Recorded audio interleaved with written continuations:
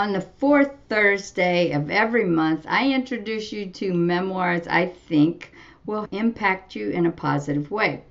Today, you've hit the jackpot because I'm going to tell you about 3 books, not just one, 3 books. All of them are alike in one way, but vastly different in all other ways. Hi, my name is Patricia Charpentier, and welcome to episode 93 of the Life Writers Vlog, where you can find inspiration and useful tips to help you write your life stories.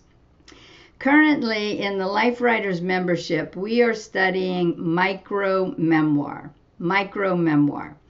I believe this is a relatively new phenomenon, but it is hot right now. Micro-memoir tells fully intact stories with relatively few words.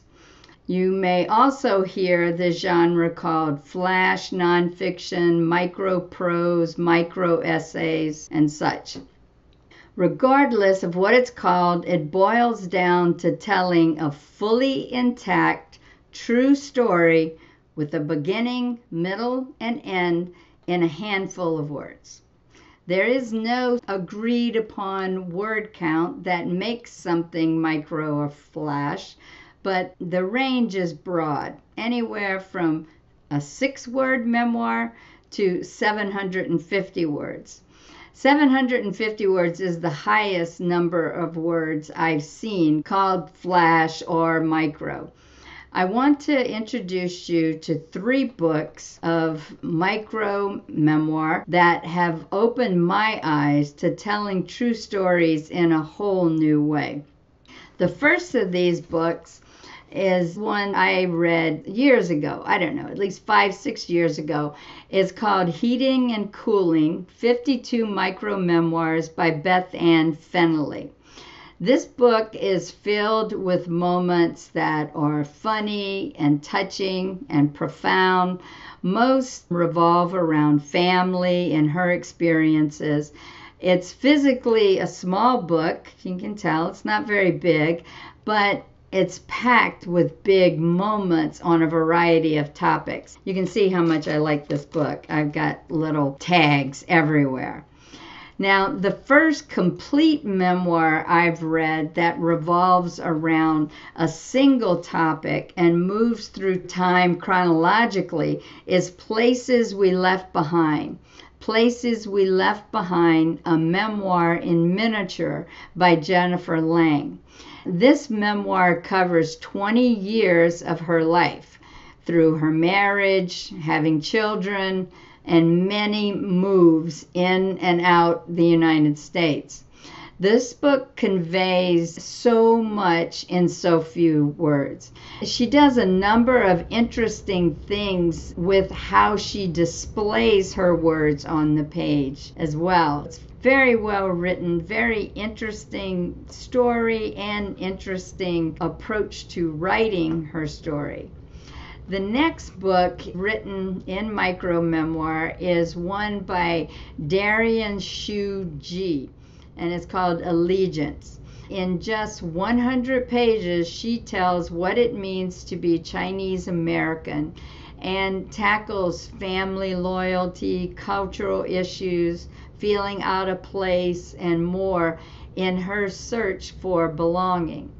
She has one section in here called Biography of a Family by Darien, age 10.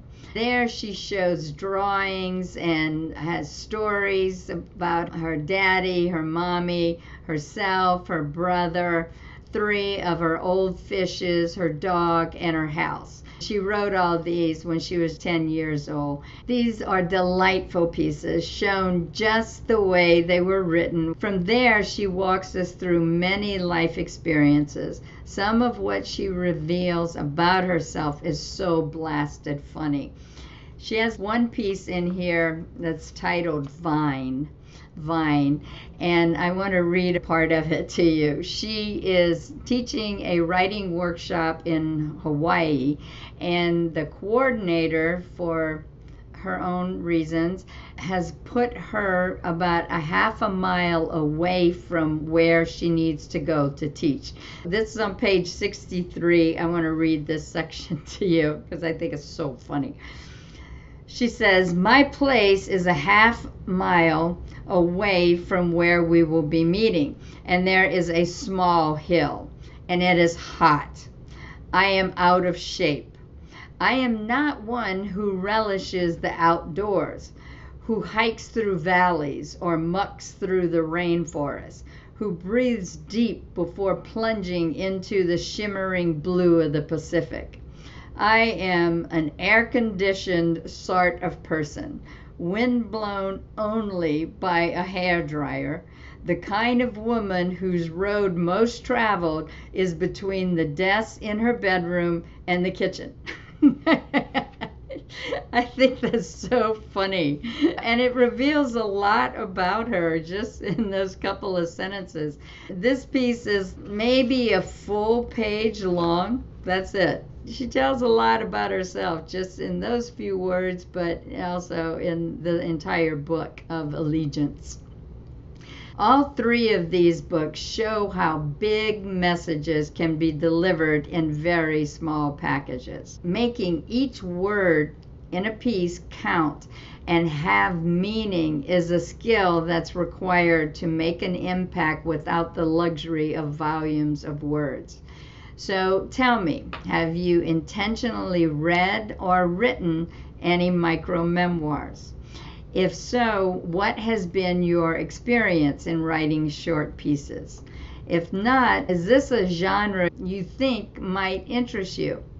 Are you willing to explore it a bit in your writing? If you're open to the experience or have dabbled in the genre, try this exercise. Write a story of 50 words or less about an animal encounter. 50 words or less about an animal encounter. Now, warning, you may think writing short is easier. It's not necessarily so. Sometimes it takes a bit of wordsmithing to get your message across without an unlimited number of words. Once you've written your piece, share it with us in the comments section below and tell us what it felt like to write short. I will kick it off and post a piece I wrote recently about an animal encounter. Until next time, everybody, happy writing. Don't miss the next episode. Sign up to be notified of future posts and upcoming events. Use the buttons below to share this episode on social media or with a friend who might like it. If you enjoyed this week's episode, you will love our Life Writers membership. Whether you don't know where to start writing your life stories, have started and stopped many times, or have been writing but want to receive feedback to make your stories better, the Life Writers membership is where you need to be. We have a Get Started roadmap, an extensive library of instructional videos, live events via Zoom, and a supportive and active community. If you want to take the stories that live in your heart and mind and put them into words on the page, check out Life Writers at lifewriters.us.